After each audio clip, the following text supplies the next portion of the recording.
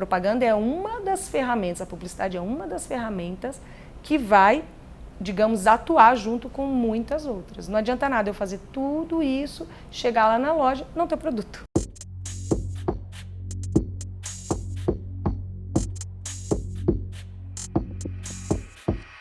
Em relação à propaganda e atuação no mercado publicitário, né, eu até sempre comento que coloca um poder na propaganda que ela não tem totalmente, né? Porque se fosse fácil, a gente faria um anúncio e eu já teria vendido tudo.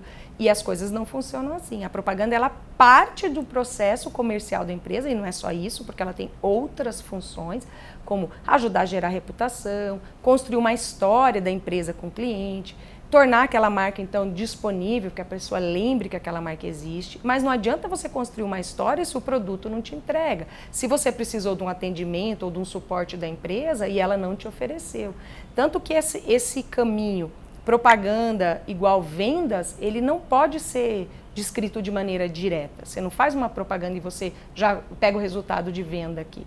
Porque no meio a gente tem o que se chama de mediadoras e moderadoras. São outras coisas que moderam essa relação. Então você tem a propaganda que pode até instigar, né, um desejo, você acha bacana aquele produto, aquela marca, quero ter aquele produto, enfim. Só que dentro disso, até a gente ter um processo de venda, tem outras coisas que são consideradas. Capacidade de compra é um. Quanto dinheiro eu tenho disponível, quanto esforço eu estou querendo fazer com aquilo. Possibilidade de acesso, né? Tem na região que eu moro, tem ponto de venda, entrega na minha casa, né? Eu acho na internet, tem entrega na minha casa. Então, outro, por exemplo, passo que a gente tem aí, entre vários, né? A minha disponibilidade para querer aquilo também, né? Quanto tempo eu tenho disponível para ir atrás daquele produto.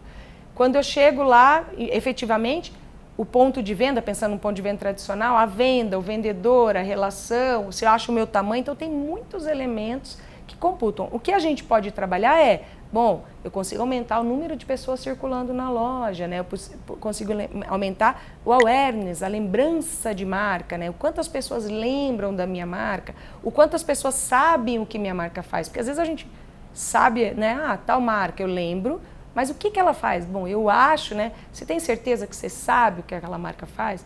A gente pode até ajudar um pouco ali num terceiro step do funil, que é gostar da marca. Mas a mesma coisa, a partir daí já não se sustenta sozinho. Porque uma reputação, uma identidade de marca, né, e um relacionamento da marca com o cliente, em último passo, lá, uma lealdade do cliente para com uma marca, ela se constrói em todos os pontos de contato da marca com o cliente, que vão muito além da propaganda. A propaganda é um ponto de contato, a publicidade é um ponto de contato, né? Quando a gente pega, tem muitos outros pontos de contato, até a expectativa que a gente cria em relação ao consumo de um produto ou de uma experiência, né? Então, tudo isso é levado em consideração. Então, há uma cobrança de um departamento comercial para você ter um resultado imediato. A propaganda é uma das ferramentas, a publicidade é uma das ferramentas que vai, digamos, atuar junto com muitas outras. Não adianta nada eu fazer tudo isso, chegar lá na loja, não ter produto. Ou o vendedor não fez um bom atendimento, ou ele, às vezes, o contrário, né?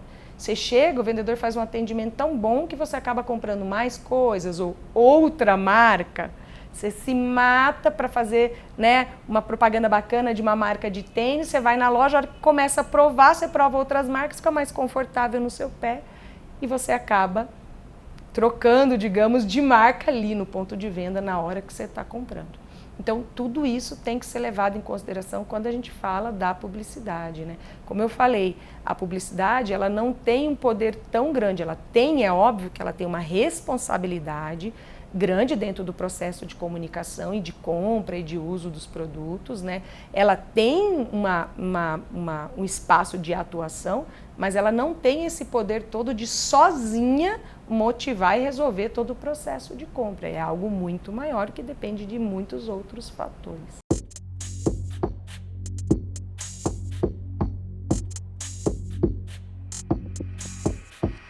Em relação à propaganda e o metaverso, está tendo muito frisson, né? Uma certa agitação do mercado em relação a isso. Porque realmente há uma promessa essa sensação que a gente tem de perseguição da propaganda, que ela está em todos os lugares, está aliado a essas questões de essa possibilidade desse metaverso, né?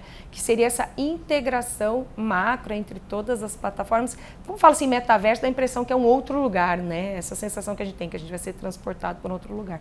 Pode ser que até no futuro seja, né?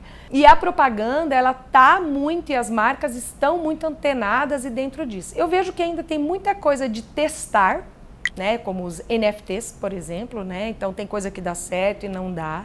Tem muita coisa que é um pouco de modismo, porque também isso já teve outras épocas, não é novidade, Second Life, outras coisas para trás, SimCity, né? Você pagava por um terreno para estar lá e depois aquilo acabou, de certa maneira, minguando, então tem um pouco disso, né? E, ao mesmo tempo, tem esse movimento de é algo que ainda estamos tateando e construindo. Da mesma maneira, quando surgiu a internet e as redes sociais, a gente começou a ter os primeiros, vamos lembrar que as primeiras soluções de propaganda para a internet foram banners e pop-up. Coisa que hoje em dia ninguém mais nem quer ver, todo mundo tem um bloqueador de pop-up no computador. Então eu acho que tem muito ainda, nem a gente tem muita noção do que será o metaverso para nós, né, para as instituições e muito menos ainda para as marcas, né? Então a gente tem toda essa possibilidade ainda, vamos dizer assim, de construção, ainda está em construção, então tem muita coisa para ser discutida, muita coisa no sentido acadêmico para ser discutido teoricamente, de quais são os efeitos e os reflexos disso na sociedade, porque é algo que ainda falta loading, né? Ainda também está, o próprio metaverso ainda é algo que está em construção, né? Em desenvolvimento, pensando aqui num projeto realmente macro que incorpore a sociedade como um todo, não estamos falando de alguns nichos, né, que estão dentro disso. Eu acho que o mercado que mais opera nessa proximidade é o mercado de games, que hoje é o maior mercado de entretenimento do mundo, né? Já deixou a indústria do cinema para trás, já tem muito tempo, que é onde a gente tem as marcas operando mais fortemente nesse sistema de metaverso, multiversos, né, NFTs e outras novidades aí mais ligadas a essa temática. São estudos que vêm do behaviorismo, lá atrás, de Skinner, da caixa de Skinner, do quantas vezes você aperta a barrinha, o ratinho, para receber a recompensa. Então, assim, não é fórmula nova, mas eles foram muito inteligentes, porque é representado totalmente. E aí você pega a molecada, que as barreiras ali relacionadas ao autocontrole ainda estão em desenvolvimento,